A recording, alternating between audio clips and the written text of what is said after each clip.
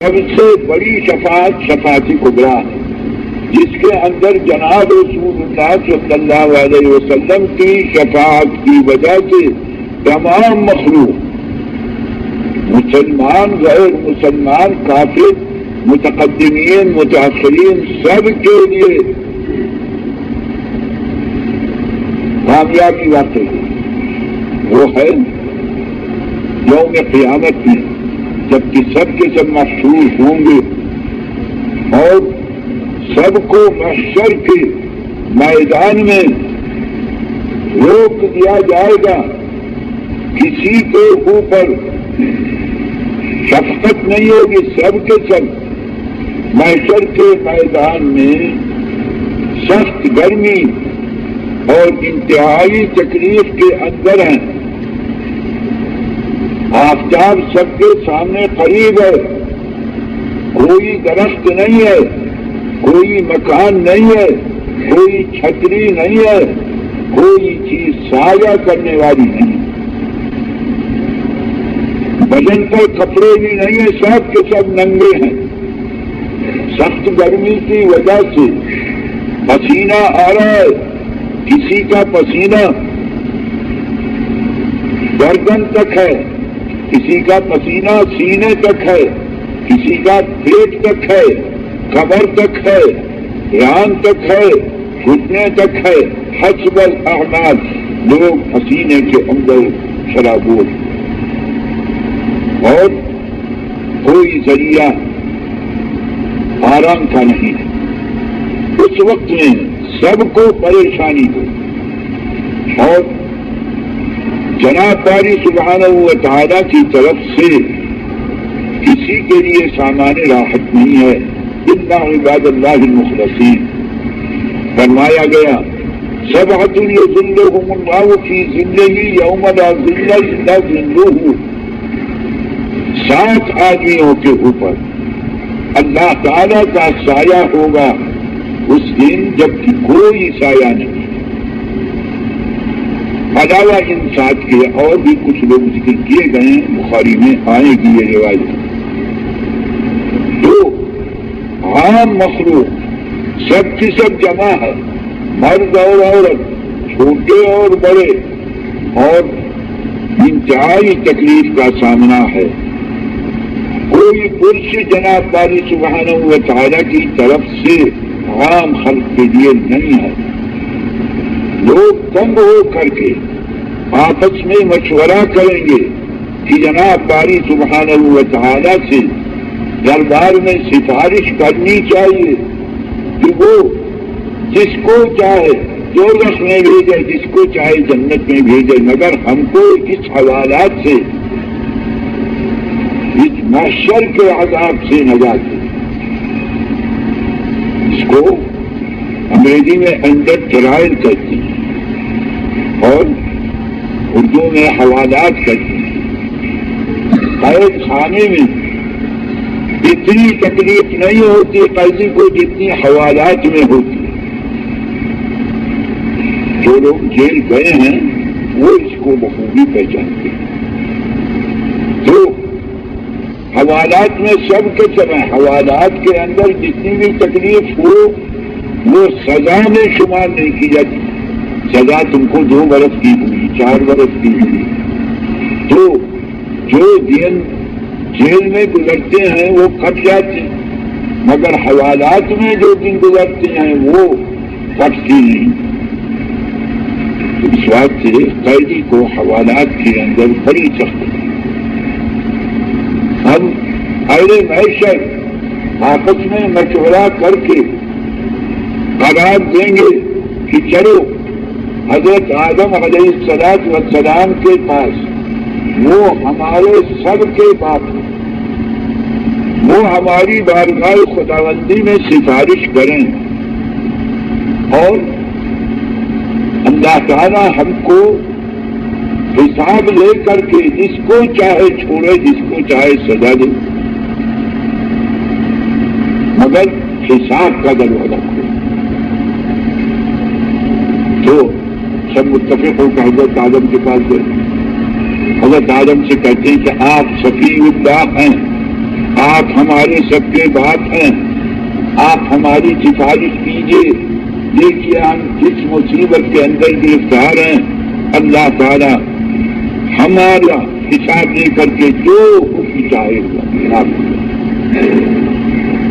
حضرت آدم علیہ السلام فرمائیں گے جہاز اللہ تعالیٰ اس قدر غصے میں ہے کہ کبھی اس سے پہلے نہ غصے میں ہوا نہ آگے ہوگا۔ مجھ کو حکم کیا گیا تھا کہ شجرہ مت کھانا، میں نے کھا لیا، تو مجھ کو ڈر ہے کہ اگر میرے اوپر الزام ہوا اور کہا گیا کہ شجرہ تو نے کھایا، ہمارے حکم کے خلاف کیا، تو میں نہیں جانتا کہ میں کچھ کیا جواب دوں گا۔ نفسی نفسی نفسی اذهبوا الى غیری اذهبوا الى نوح، میں کچھ نہیں کر سکتا۔ حضرت آدم نے بیٹوں کو سب کو چھوڑ دیا، اپنی فکر میں مبتلا۔ حضرت نوح کے پاس بھیجا، حضرت نوح بھی چلائیں گے، بیٹے کی سفارش کی تھی،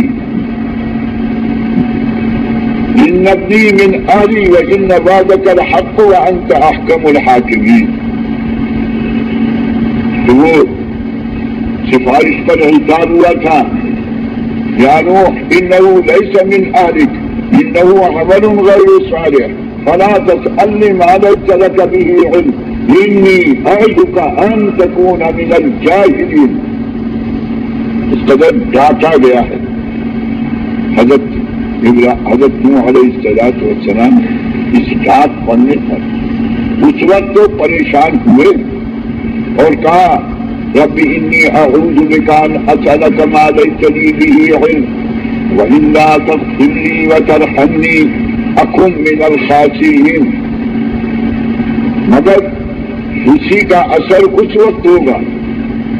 میں نے بیٹے کی سفارش کی تھی، کافر بیٹی، اس پر مجھ پر اعتاب ہوا تھا، اگر اس وقت غصے میں میرے اوپر یہی اعتاب ہو گیا تو مجھ کو کوئی جواب نہیں ہے۔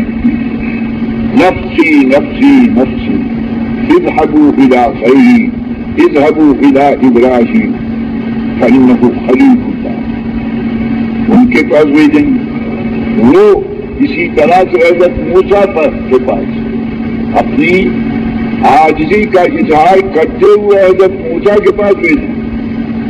حضرت موسیٰ اپنی عاجزی کا اظہار کرتے ہوئے حضرت عیسیٰ پر بھیجیں۔ حضرت عیسیٰ اپنی عاجزی کا اظہار کرتے ہوئے حضرت محمد صلی اللہ علیہ وسلم کے پاس۔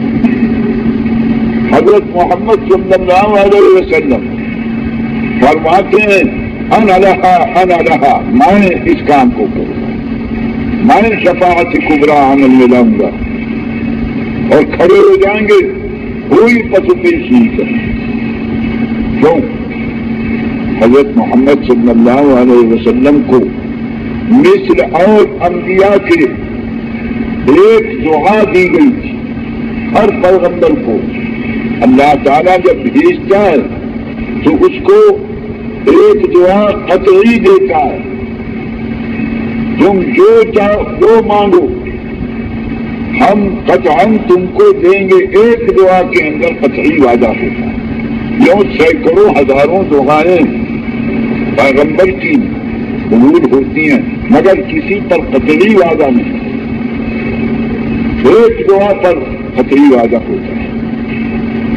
جناب رسول اللہ صلی اللہ علیہ وسلم کو وہ دعا دی گئی اور انبیاء سابقین کو سب کو دی گئی، مگر جتنے انبیاء آپ سے پہلے گزرے انہوں نے اس دعا کو اپنی زندگی میں دنیا میں خرچ کر ڈالا۔ اللہ تعالیٰ سے مانگا اس دعا کو، جس چیز کو مانگا وہ قبول ہوئی، مگر جناب رسول اللہ صلی اللہ علیہ وسلم نے اخیر وقت تک وہ دعا خرچ نہیں کی۔ بڑی بڑی مصیبتیں آپ پر آئیں، روزی تو فی اللہ مع لم یوزع احد لقد اخذت فی النار ولا یخاف احد، بہت ڈرایا گیا، بہت ستایا گیا. آپ فرماتے ہیں ولا یخاف نبی، بعضی روایتوں میں ہے، بعضی میں لا یخاف احد ولا یوزع احد. مگر رسول اللہ صلی اللہ علیہ وسلم نے تحمل کیا، برداشت کیا، اس دعا کو نہیں خرچ کیا. وہ آپ کے پاس خزانے میں موجود ہے، اس لیے آپ کو پورا اطمینان ہے کہ میں جس بات کو مانگوں گا بارگاہ الہی سے دی جائے گی. اب اسی بات پہ کھڑے ہو جاتے ہیں انا رہا، اور جا کر کے سجدے میں تحت العرش گر جاتے ہیں اور مانگتے ہیں. تو ثنا اور صفت اس اعلیٰ درجے کی کرتے ہیں کہ جن کے الفاظ جناب رسول اللہ صلی اللہ علیہ وسلم کو دنیا میں حاضر نہیں ہے. ثنا اور صفت قبول ہوتی ہے اور کہا جاتا ہے یا محمد ارفع راسک قل تسمع واشفع تسمع. فرمایا جاتا ہے کہ سر اٹھاؤ، کہو جو تمہارا جی چاہے، تمہاری بات سنی جائے گی، اور جس کی چاہے سفارش کرو، تمہاری سفارش قبول کی جائے گی. اب اس سفارش کے اوپر محشر میں حساب کتاب شروع ہوگا. اپنی یہ شفاعت کبریٰ ہے، اس وجہ سے اس کو کبریٰ کہا جاتا ہے کہ اس میں خصوصیت مسلمان کی نہیں ہے، ایمان والے کی نہیں ہے، متقی اور پرہیزگار کی نہیں ہے.